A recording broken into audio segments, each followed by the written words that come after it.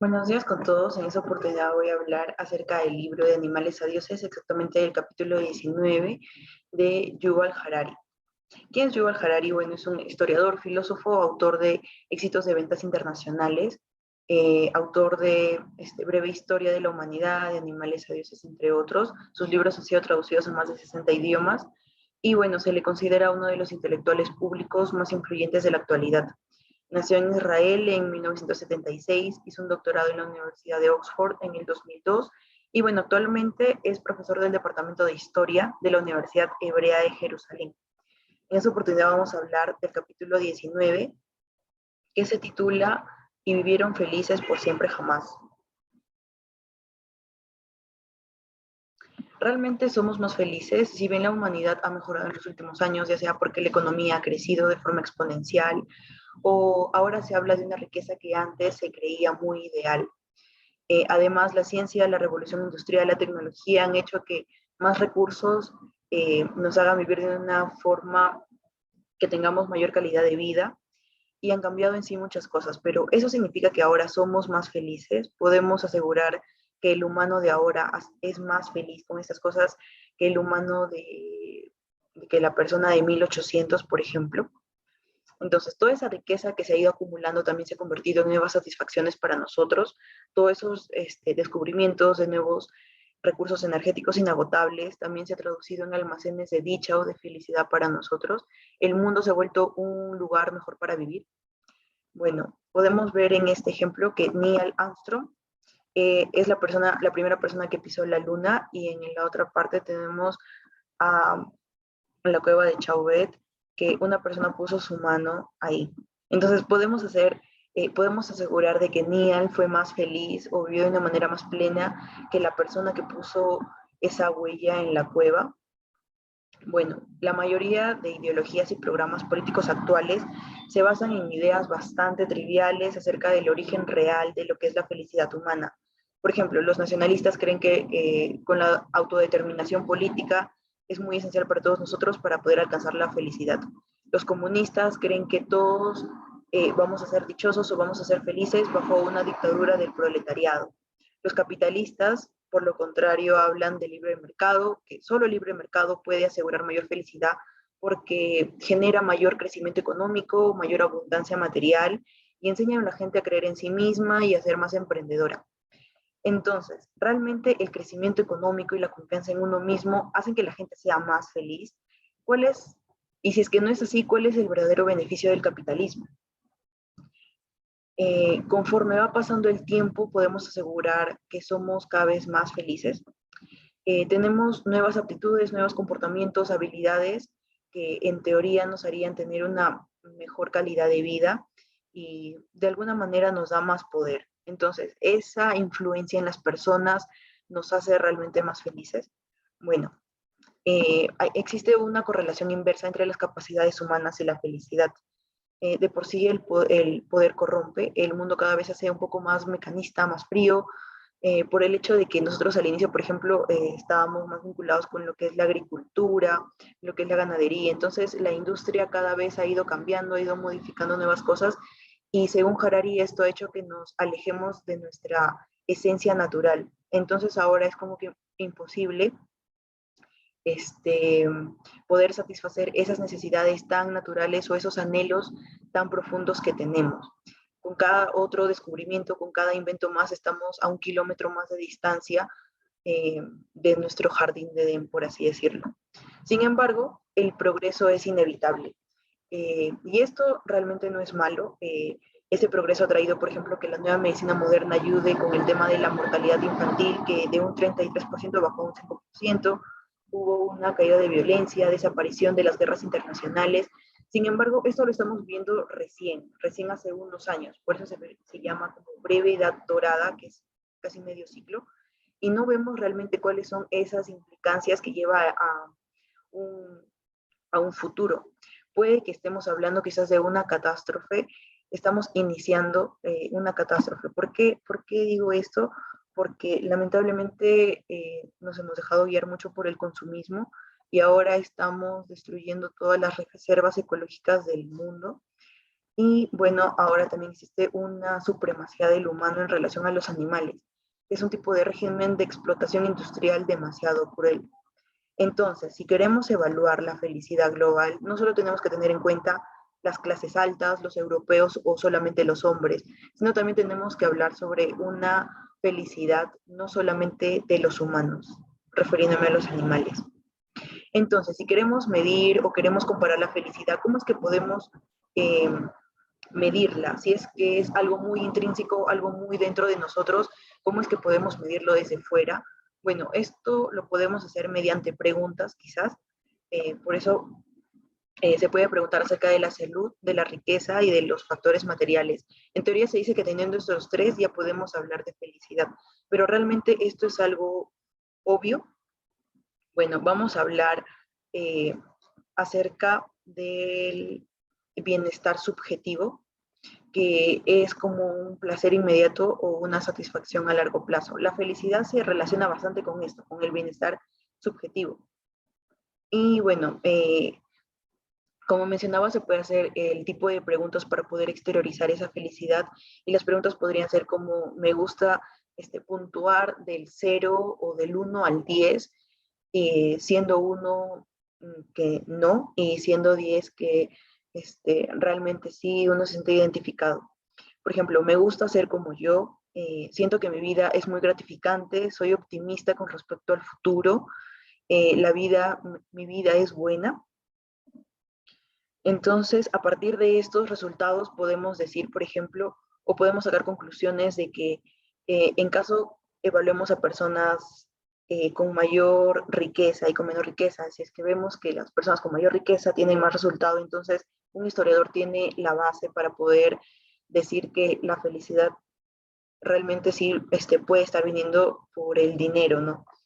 Es igual que podemos preguntarnos, por ejemplo, acerca de las personas que viven en democracia son más felices que las personas que viven en dictadura, o las personas casadas son más felices que las personas solteras. Bueno, este último argumento quizás se cae un poco porque las tasas de divorcio cada vez van aumentando a nivel mundial. Entonces, si bien podemos decir que el dinero sí produce realmente esa felicidad, pero solamente la va a producir hasta cierto punto. Después de ese punto ya va a carecer, se va a volver quizás un poco rutinario y va a carecer de sentido. Hay muchos factores que quizás podemos pensar que influyen en la felicidad, como es, por ejemplo, la enfermedad, que si bien la enfermedad reduce la felicidad a corto plazo, pero solamente si es que causa mucha aflicción a largo plazo o si la salud de la persona se deteriora constantemente, podemos decir que la enfermedad es un gran factor de la felicidad a largo plazo, ¿no? Que influye mucho. También podemos hablar de la familia y la comunidad que parecen tener más impacto en nuestra felicidad si es en comparación de si hablamos del dinero y la salud. Las personas con familias más constituidas, que se apoyan más, son relativamente más felices que las personas cuyas familias son disfuncionales o quizás no se han encontrado o no se sienten parte de una comunidad, no se han sentido en un lugar donde formar parte. Entonces, si así fuera, la persona promedio de hoy no puede ser más feliz que una persona de 1800, por ejemplo. Incluso así hablemos de libertad, que si bien la valoramos hoy en día, pero puede jugarnos en contra, porque si bien nosotros ahora podemos elegir quiénes son nuestros amigos, quiénes son nuestros vecinos o nuestra pareja, ellos también tienen la libertad de decidir en qué momento abandonarnos o quizás en qué momento fallarnos, ¿no? Todo eso porque cada persona tiene un poder individual que va a ejercer para poder tener un mejor camino de vida. Y no siempre en ese camino vamos a estar nosotros o nuestro entorno. Entonces cada vez es más difícil aceptar compromisos porque debido a esto que va a haber comunidades más solitarias y quizás familias más débiles o que se puedan deshacer fácilmente. Entonces podemos decir que la felicidad depende de la correlación entre las condiciones objetivas y las expectativas subjetivas. Y podemos hablar acá acerca de cuando las cosas mejoran versus cuando las cosas empeoran. Cuando las cosas mejoran, las expectativas normalmente aumentan y en consecuencia quizás nuestras especulaciones acerca de nuestras condiciones objetivas también pueden aumentar y eso nos pueden dejar un poco insatisfechos. Y bueno, por lo contrario, cuando las cosas empeoran, las expectativas se reducen y en consecuencia pueden, eh, por ejemplo, de una enfermedad nos puede dejar tan felices como lo éramos antes. Los filósofos dicen que el estar satisfecho con lo que uno tiene es mucho más importante que obtener más de lo que uno desea. Entonces, en ese podemos hacer quizás un ejemplo acerca de las personas que están en el tercer mundo, si bien sus problemas son por pobreza, enfermedad o corrupción o opresión política, también se puede decir que parte de esa infelicidad también puede ser por la exposición de los estándares muy altos que tiene el primer mundo. Entonces, ahora hablaremos acerca de este tipo de felicidad que es la felicidad química. Si bien el bienestar subjetivo es un complejo sistema de nervios, neuronas, sinapsis, sustancias bioquímicas como la serotonina, la dopamina y la oxitocina, entonces los biólogos nos comentan que hay una escala del 1 al 10, donde las personas nacen ya con un sistema bioquímico alegre ya determinado. Por ejemplo, hay personas que se van desde el 6 al 10 más o menos y se consideran personas felices. Eh, Ellos, por ejemplo, a pesar de que les pasen cosas malas o a pesar de que reciban noticias feas, siempre lo van a tomar de la mejor manera y su estabilización, por así decirlo, de felicidad va a ser 8 siempre. Muy por lo contrario a una persona, por ejemplo, que los niveles de serotonina, de oxitocina lo tiene, por ejemplo, entre el 5 y el 6, no, entre el 3 y el 5, que por más de que se gane la lotería o le pasen cosas muy buenas, siempre se va a mantener con ese perfil bajo o quizás con ese nivel de felicidad no tan óptimo. Entonces, sabiendo eso, que toda nuestra felicidad seguía de elementos bioquímicos, no sería interesante ya no enfocarnos ni en la política, ni en la riqueza, ni en nada, sino simplemente modificar esos compuestos bioquímicos para que todas las personas puedan elevar su nivel de felicidad y simplemente con eso ser felices. Bueno, a partir de ello podemos hablar acerca del significado de la vida, que eso de acá quizás es un poco, se contrasta con el anterior argumento porque, por ejemplo, cuando una persona tiene un hijo, realmente los momentos malos son mucho mayores a los momentos buenos, porque constantemente, por ejemplo, tienen que estar cambiando el pañal, viendo esto, no durmiendo bien. Entonces, realmente no es algo, si es que contamos los momentos felices y los momentos infelices, podríamos decir que el hecho de tener un hijo es más momentos infelices. Sin embargo, cuando les preguntas a algunos padres de familia acerca de esto, ellos te van a decir que la fuente de su felicidad son los hijos. Entonces, ¿realmente eso está bien? ¿Realmente eso está mal? ¿Acaso las personas no saben realmente lo que es bueno para ellas? Bueno, la felicidad en sí no es un exceso de momentos agradables en relación a las desagradables, sino en este argumento se trata de que la felicidad consiste en ver que la vida de uno en su totalidad tenga sentido y valga la pena. Si para uno tiene sentido crear a una persona de bien, quizás en un mundo, crear a un ser humano, darle valores, entonces se va a sentir satisfecha consigo mismo y a pesar de todos los momentos malos lo va a ver como una fuente de felicidad o simplemente lo va a llenar plenamente, ¿no? Entonces, en, teniendo en cuenta esta lógica, la felicidad consiste en sincronizar más que todo las ilusiones personales en el sentido de las ilusiones colectivas dominantes de cada situación o de cada comunidad. Por ejemplo, mientras la narrativa personal esté en sintonía con las narraciones de la gente que me rodea, entonces puedo decir que mi vida está teniendo sentido y que puedo encontrar la felicidad en eso, ¿no? Por ejemplo, si una científica dice que su vida tiene sentido porque aumenta el compendio del saber humano, o si un soldado también puede decir que su vida tiene sentido porque declara que él está luchando para defender a su patria. Entonces, quizás podemos llegar a una conclusión un poco deprimente, porque ¿acaso ese tipo de felicidad eh, depende realmente de engañarse a sí mismo, de pensar que mi vida tiene sentido porque estoy ayudando a las necesidades de la gente o de la comunidad o del entorno que me rodea? Bueno, ahora podemos hablar recapitulando quizás, si la felicidad se basa en sentir sensaciones agradables, entonces para poder sentirnos más felices, quizás tenemos que reorganizar nuestro sistema bioquímico. O si bien si la felicidad se basa en sentir que la vida tiene un significado para ti, entonces para poder ser más felices necesitamos engañarnos de manera más efectiva. Bueno, hay otro tercer argumento que es el de conocerse a sí mismo. Por ejemplo, si la felicidad se basa en sensaciones agradables, entonces podemos escuchar, quizás hemos escuchado estas palabras de lo que siento es bueno, lo que siento que es bueno y lo que siento que es malo es malo.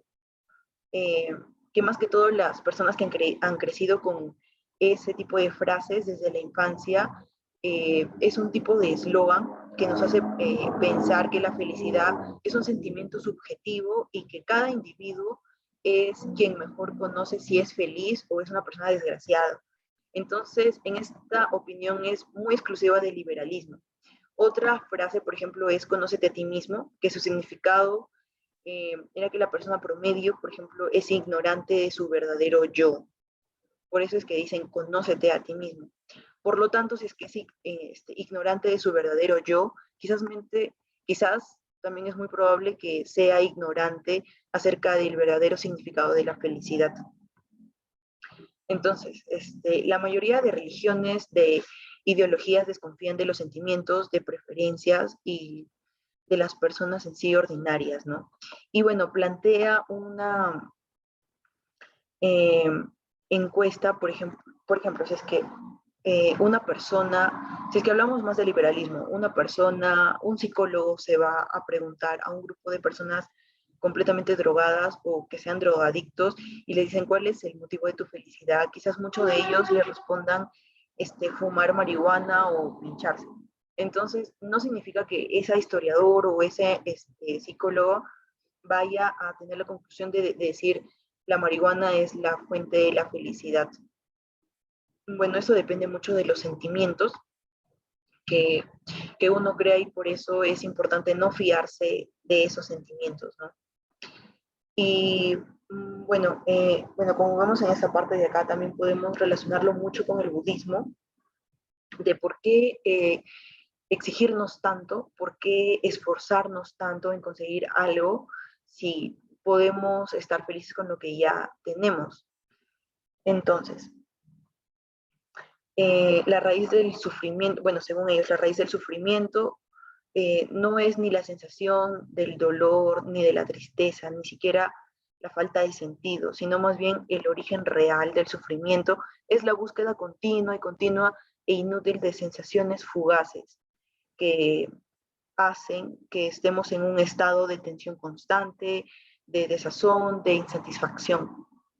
Incluso cuando experimentamos placer, no estamos del todo contentos porque tememos a que esa sensación desaparezca pronto y anhelamos que dicha sensación permanezca y se intensifique, haciendo que esto obviamente nos genere mayor estrés y por lo tanto quizás mayor sentimientos que no son de felicidad. Entonces, cuando la gente se libera de ese sufrimiento, cuando no experimenta de este o aquel sentimiento pasajero, placer pasajero, sino cuando entiende la naturaleza de las sensaciones, ahí es donde deja de anhelarlas, deja de preocuparse y empieza a ser feliz. Entonces podemos decir que la felicidad no depende de condiciones externas, sino solamente depende de lo que uno sienta en su interior. Y bueno, la gente debería, lo que dice esta parte, lo que argumenta esta parte es que la gente debería de buscar los logros externos como riqueza, estatus social y conectarse en cambio con los sentimientos interiores. O de manera sucinta, como dicen, la felicidad empieza dentro de uno. Y acá está, la felicidad empieza dentro de uno. Entonces, mientras más anhelamos, mientras más sufrimos por cosas, menos felicidad vamos a obtener. Entonces, la recomendación quizás de este Buda fue de tener no solo la búsqueda de los logros externos, sino también de la búsqueda de los sentimientos internos que podamos sentir. Bueno, eso ha sido todo por hoy. Muchas gracias.